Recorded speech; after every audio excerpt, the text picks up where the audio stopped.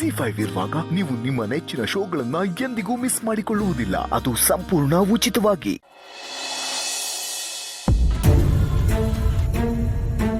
ಅದಕ್ಕೆ ಏನ್ ಬರೋದಕ್ಕೆ ಹೇಳಿದ್ರಿ? ಅದಕ್ಕೆ ಏನ್ ಈ ಥರ ನೋಡ್ತಾ ಇದ್ದೀರಾ? ಏನಾಯ್ತು? ಏನಾಯ್ತು ಅಂತ ನಿಮ್ಗೆ ಗೊತ್ತಿಲ್ವಾ ಪಾರ್ಥ?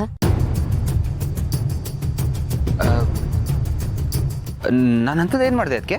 ತುಂಬ ಇನ್ನೋಸೆಂಟ್ ಆಗಿ ಬಿಹೇವ್ ಮಾಡಬೇಡಿ ಪಾರ್ಥ. ನೀವು ಮತ್ತೆ ಅಪ್ಪಿ ರೂಮಲ್ಲಿರೋದನ್ನ ನಾನು ನೋಡಿದೆ.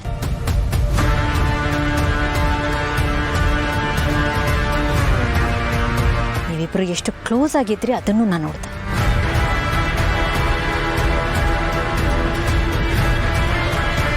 ಅದಕ್ಕೆ ಅದು ಈಗ ನೀವು ಏನು ಹೇಳಿದ್ರು ಅಷ್ಟೇ ಪಾರ್ಥ. ನಾನು ನಿಮ್ಮನ್ನ ತುಂಬಾನೇ ನಂಬ್ಕೊಂಡಿದ್ದೆ, ಆದ್ರೆ ನೀವು ಆ ನಂಬಿಕೆನ ಕಳ್ಕೊಂಡ್ಬಿಟ್ರಿ, ಮಿಸ್ಯೂಸ್ ಮಾಡಿದ್ರಿ. ಅಯ್ಯೋ ಅದಕ್ಕೆ ನಾವೇನು ಮಿಸ್ಯೂಸ್ ಮಾಡ್ಕೊಂಡಿಲ್ಲ ಅದಕ್ಕೆ. ಸರಿ ಅದಕ್ಕೆ ನಾನು ಇರೋ ವಿಷಯನ ಹೇಳ್ಬಿಡ್ತೀನಿ. ಅದು ನಾನು ಅಪೇಕ್ಷೆ ಅವರು ಮುಂಚೆನೇ ಒಬ್ರನ್ನೊಬ್ರು ತುಂಬಾ ಲವ್ ಮಾಡ್ತಾಯಿದ್ವಿ ಅದಕ್ಕೆ. ಅದು ಮನೇಲಿ ಜಯದೇವ್ರ ಜೊತೆ ಅಪೇಕ್ಷೆ ಅವ್ರ ಮದುವೆನ ಸಡನ್ನಾಗಿ ಫಿಕ್ಸ್ ಮಾಡಿಬಿಟ್ರಲ್ಲ, ಮನೆಯವ್ರಿಗೆ ಹರ್ಟ್ ಆಗಬಾರ್ದು ಅಂತ ನಾನು ಅಪೇಕ್ಷೆ ಅವ್ರು ಮಾತಾಡಿಕೊಂಡು ಬೇರೆ ಆಗೋಣ ಅಂತ ಡಿಸೈಡ್ ಮಾಡಿದ್ವಿ. ನಾವು ನಿಜವಾಗ್ಲೂ ಯಾರಿಗೂ ಚೀಟ್ ಮಾಡ್ತಿಲ್ಲ ಅದಕ್ಕೆ. ಹಾಗೆ ಮಾಡೋದಾಗಿದ್ರೆ ನಾವೆಲ್ಲಾದ್ರೂ ಓಡೋಗ್ಬೋದಾಗಿತ್ತಲ್ವಾ? ನೀವಿಬ್ರು ಒಬ್ಬರನ್ನೊಬ್ರು ಪ್ರೀತಿ ಮಾಡ್ತಿದ್ದಿದ್ದು ನನ್ಗೆ ಗೊತ್ತಿತ್ತು.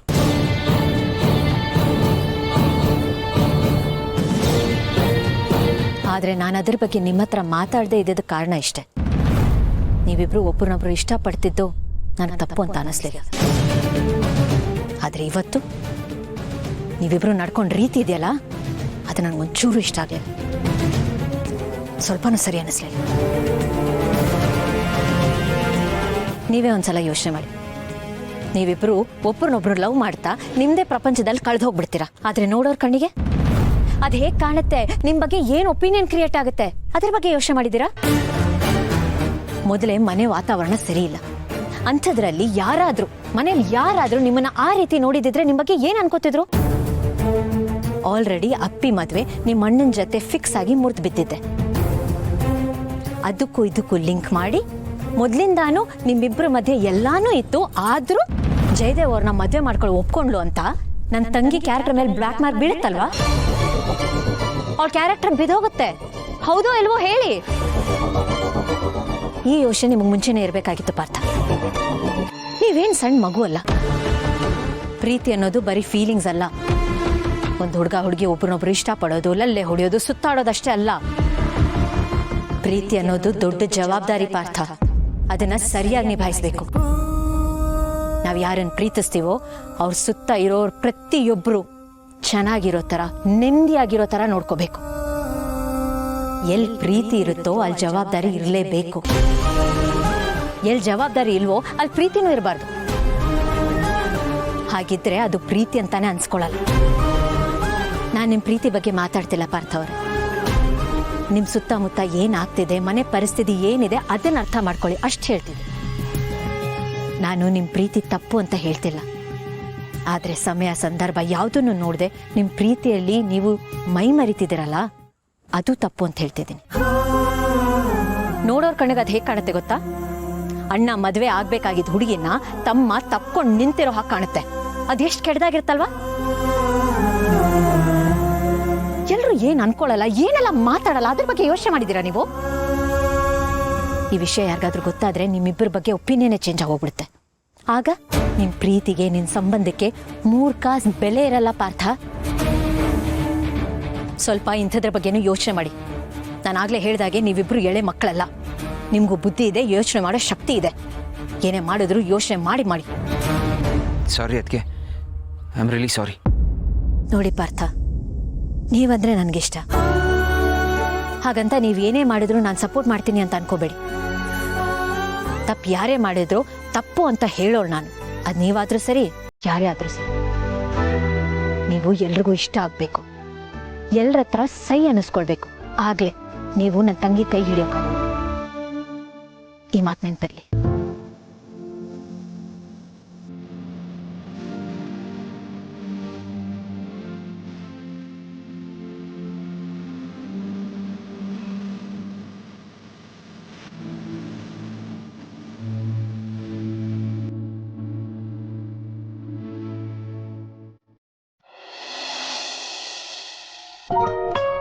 ನಾನು ನಿಮ್ಮ ಸೊಸೆ ಹೇಗಾಗ್ತೀನಿ ಅತ್ತೆ? ನಾನು ನಿಮ್ಮ ಸೊಸೆ ಅಂದಮೇಲೆ ನಿಮ್ಮ ಕಷ್ಟನೂ ನನ್ನ ಕಷ್ಟ ಇದ್ದ ಹಾಗೆ ಅಲ್ವಾ? ಕ್ಷಮಿಸ್ಬಿಡು ಕಂದ, ನಮ್ಮ ಉದ್ದೇಶ ಅದಲ್ಲ. ನೀನು ನಿಮ್ಮ ಅಣ್ಣನ ಮನೆಯಲ್ಲಿ ಮಹಾರಾಣಿ ಥರ ಬೆಳೆದಿದ್ಯಾ. ಈ ಕಷ್ಟಗಳನ್ನೆಲ್ಲ ನಿನ್ನ ಹತ್ರ ಹೇಳ್ಕೊಳ್ಳೋದು ಯಾಕೆ? ಇದು ಬಿಸಿ ನಿನ್ನ ತಟ್ಟೋದು ಬೇಡ ಅನ್ನೋದಷ್ಟೇ ನಮ್ಮ ಉದ್ದೇಶ. ನಿಜವಾಗ್ಲೂ ನೀನು ನಮ್ಮ ಸೊಸೆ ಅಲ್ಲ, ಮಗಳ ಥರಾನೇ. ಥರ ಅಲ್ಲ, ನೀನು ನಮ್ಮ ಮಗಳೇ. ಇಷ್ಟು ಬಿಟ್ಟರೆ ಬೇರೆ ಏನೂ ಇಲ್ಲ ಕಂದ. ಅತ್ತಿಗೆಗಿಲ್ದಿರೋ ಮಾರ್ಜಿನ್ನು ಕನ್ಸೆಷನ್ನು ನನಗೆ ಯಾಕೆ? ನಾನು ಮಗಳೇ ಅಂದಮೇಲೆ ನನ್ನನ್ನು ಹಾಗೆ ನೋಡಿ, ನನ್ನನ್ನು ಅವ್ರ ಥರನೇ ಟ್ರೀಟ್ ಮಾಡಿ.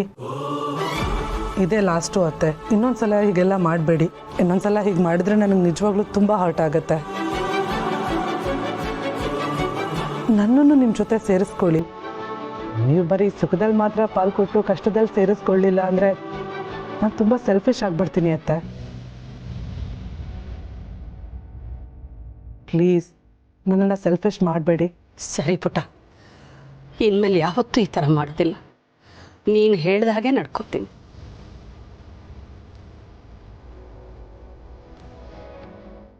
ನನ್ನ ಮುದ್ದಿನ ಸೊಸೆ, ಅಯ್ಯೋ ಸಾರಿ, ನನ್ನ ಮುದ್ದಿನ ಮಗಳು. ಓಕೆನಾ? ಹಾಂ ಅತ್ತೆ.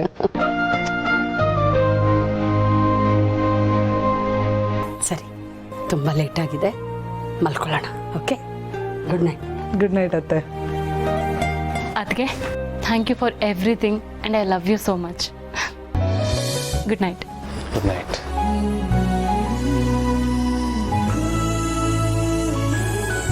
ಮಹಿ, ನನ್ನ ಕಡೆಯಿಂದನೂ ಥ್ಯಾಂಕ್ಸ್. ನಮ್ಮ ಮನೆಯವ್ರನ್ನ ಬಿಟ್ಕೊಡ್ದಿದ್ದಕ್ಕೆ, ಸಪೋರ್ಟ್ ಮಾಡಿದ್ದಕ್ಕೆ. ನನಗೆ ನೀನು ಹೀಗೆ ಮಾಡಿದ್ದು ತುಂಬಾ ಖುಷಿ ಪಡ್ತು. ಅದರಲ್ಲೇನಿದೆ ಜೀವ? ನಮ್ಮನೆಯವರು ಅಂದಮೇಲೆ ಅವ್ರ ಸಪೋರ್ಟ್ಗೆ ನಾವು ನಿಂತ್ಕೊಳ್ಳೇಬೇಕಲ್ವಾ? ನಾನು ನನ್ನ ಡ್ಯೂಟಿ ಮಾಡಿದ್ದೀನಿ ಅಷ್ಟೇ. ನೀವೆಲ್ಲರೂ ಹೇಗೆ ನನ್ನ ಮೇಲೆ ಲವ್ ಕನ್ಸರ್ನ್ ತೋರಿಸ್ತಿರೋ, ಇದು ಹಾಗೆ. Nothing great. ಮತ್ತೆ ಮಹಿ, ನಮ್ಮ ಎಕ್ಸ್ಪೆಕ್ಟೇಷನ್ಗಿಂತ ಜಾಸ್ತಿನೇ ನೀನು ರೀಚ್ ಮಾಡಿದ್ಯಾ. ಆದರೆ ನಾನು ನಿನ್ನ ಎಕ್ಸ್ಪೆಕ್ಟೇಷನ್ನ ರೀಚ್ ಮಾಡ್ತೀನ ಹಾಗನ್ಸುತ್ತೆ ನನಗೆ. ಇದೇನು ಹೀಗೆ ಕೇಳ್ತಿದ್ಯಾ? ನೋಡೋಕೆ ಒಳ್ಳೆ ಹೀರೋ ಥರ ಇದೆಯಾ, ಹ್ಯಾಂಡ್ಸಮ್ ಆಗಿದೆಯಾ, ಒಳ್ಳೆ ಗುಣ ಇದೆ, ನನ್ನನ್ನು ತುಂಬ ಲವ್ ಮಾಡ್ತೀಯಾ, ತುಂಬ ಕೇರ್ ಮಾಡ್ತೀಯಾ, ಇದಕ್ಕಿಂತ ಇನ್ನೇನು ಬೇಕು?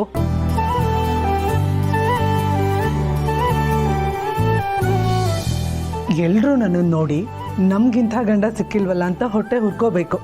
ಹಾಗಿದೆಯಾ ನೀನು? Dream husband, the best, and I am so lucky to have you in my life.